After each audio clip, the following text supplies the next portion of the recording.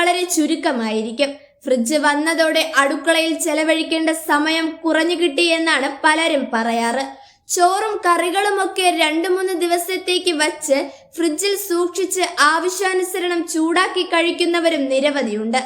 എന്നാൽ ഭക്ഷണം ഫ്രിഡ്ജിൽ സൂക്ഷിക്കുമ്പോൾ ചില കാര്യങ്ങൾ ശ്രദ്ധിച്ചില്ലെങ്കിൽ ഗുരുതര ആരോഗ്യ പ്രശ്നങ്ങളിലേക്ക് നയിക്കും.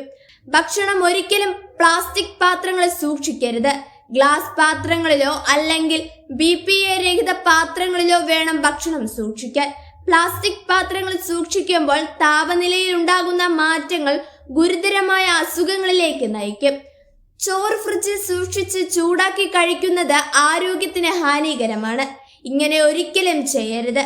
ക്യാൻസർ അടക്കമുള്ള രോഗങ്ങൾക്ക് സാധ്യതയുണ്ടെന്നാണ് റിപ്പോർട്ടുകൾ സൂചിപ്പിക്കുന്നത്. അതുപോലെ തന്നെ ഫ്രിഡ്ജിൽ സൂക്ഷിക്കാൻ പാടില്ലാത്ത ചില സാധനങ്ങളുമുണ്ട്. തേൻ ഒരിക്കലും ഫ്രിഡ്ജിൽ സൂക്ഷിക്കരുത്. ഇത് കട്ടയാവുകയും അതുവഴി സ്വാഭാവിക ഗുണം നഷ്ടപ്പെടുകയും ചെയ്യും. വെളുത്തുള്ളിയും ഇഞ്ചിയും ഫ്രിഡ്ജിൽ സൂക്ഷിച്ചാൽ പൂപ്പൽ പിടിക്കാൻ സാധ്യതയുണ്ട്.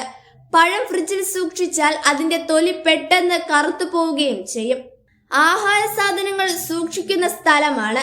അതിനാൽ തന്നെ ഫ്രിഡ്ജ് എപ്പോഴും വൃത്തിയായി സൂക്ഷിക്കണം.